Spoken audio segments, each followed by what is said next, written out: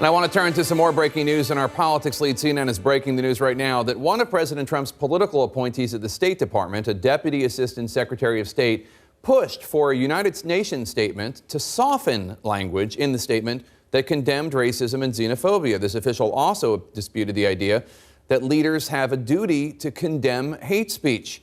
CNN's Michelle Kaczynski brings us this exclusive story. The State Department's new Deputy Assistant Secretary in the Bureau of Population, Refugees, and Migration apparently has some big problems with two seemingly benign UN documents. In one, a resolution called The Incompatibility Between Democracy and Racism, which is adopted without vote every few years in much the same form, Andrew Veprick, identified by his initials, outright disputes that officials have a duty to condemn racism, or that combating racism and xenophobia complements democratic multicultural societies, writing, "What's the evidence?" Some commentators assert that a unifying culture, as opposed to multiculturalism, is the best way to promote social trust and combat racism. Also, crossed out are references to racism in political parties or groups that seek to normalize racism. In another statement on the importance of preventing war crimes, Veprick strikes out some simple thanks for the outgoing High Commissioner for Human Rights, saying that's because the UN official had criticized Trump. Is this not an incitement for others to attack journalists? Including for the president's attacks on the press. It's time to expose the crooked media deceptions. Where one document says, we've witnessed a discouraging trend of populism and nationalism, as well as rising signs of xenophobia, Veprick has crossed all that out. Writing in the margins, the drafters say populism and nationalism as if these are dirty words. There are millions of Americans who would describe themselves as adhering to these concepts, maybe even the president. And he doesn't like the word xenophobia due to concerns over the malleability of the term now and in the future. What real or perceived offense is next to be considered xenophobic, he writes. The State Department responding to these attempted edits with some standard language of its own, a no comment. I did reach out directly to Veprick by email. He did not respond, but he's raised concerns before when he was named to this position. And he has been a Foreign Service officer. Most recently, he was at the White House working with Stephen Miller, policy advisor. So Veprick worked on the Domestic Policy Council. But Senate Democrats raised concerns over his level of experience, over his hardline views on immigration, which are known among his colleagues, and that he wasn't the right fit for this job. Again, that was Senate Democrats saying this. But we did talk to a former administration official also who has experience at the UN and in the National Security Council.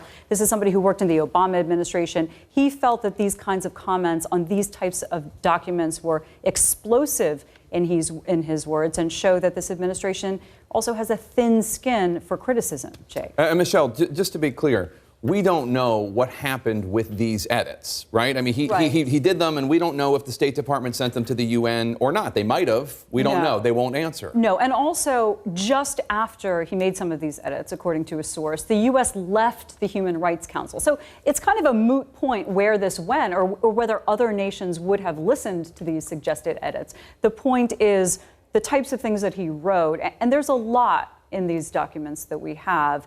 We've only showed you part of them, but it goes along that same theme of questioning, why are we calling out political parties who are accused of using racist speech?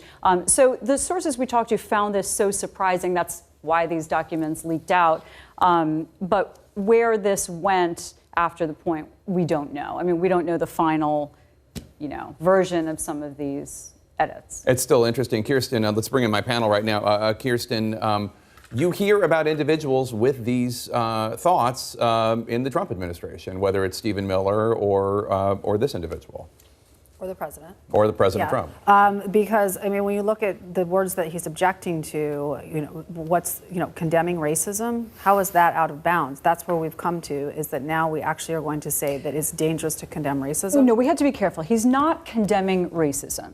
Well, I mean, he's not condemning racism. He's not. He's saying that whether or not it's compatible with democracy. Yes, he's splitting hairs. He's basically saying, you know, why are we saying that leaders have a duty to combat racism? Normally, for these types of documents, I mean, that actually was what I was saying. Go ahead. I mean, so now we are now saying that you don't have a duty to condemn racism, and I think that this was something that most reasonable people would agree on, that a leader should not be engaging in racist behavior, and if racist behavior happens, that they would condemn it. But we've seen with the president that he doesn't do that. And these words are not actually that malleable. Like xenophobia isn't actually a malleable word. They can look it up in the dictionary. It has a meaning, and it means you have a sort of irrational fear of people who are from other countries. So if they don't like the definition of it and they don't like someone calling them xenophobia, that's one thing, but it's a real thing and they can't just pretend like it's some vague term that we don't know what it means. So look, first of all, I'll condemn racism. Right. It's terrible,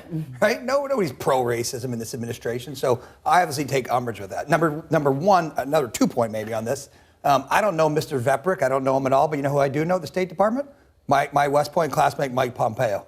Great guy, and I guarantee you he'll condemn racism from the 7th floor on down. I promise you that. So I don't know what this document fully entails. I don't know if they've seen it over there, had a chance to investigate it. But if it is racist in any sense, I promise you, the secretary will speak out forcefully about it. He's a guy who's bringing swagger back to the State Department. He's a guy who is honorable. Did he condemn the president for saying shithole countries? I don't know.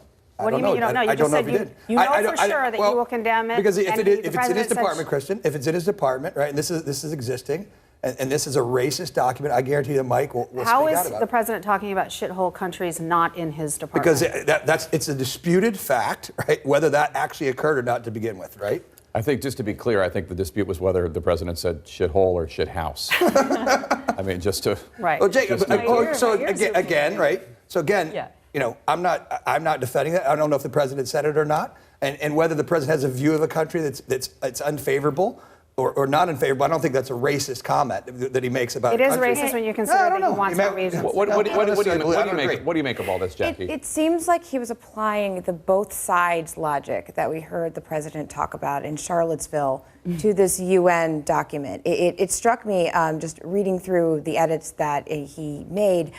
It seemed like he was applying like campaign logic to this. Like, we don't want to be hit with this later. We don't want to be on the receiving end of this.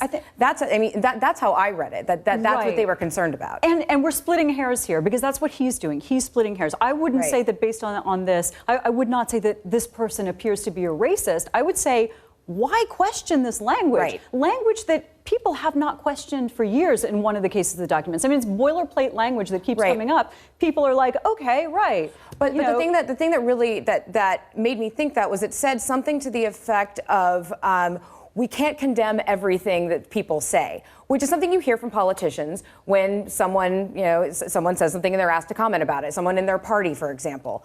That you don't usually hear that sort of thing in a UN document.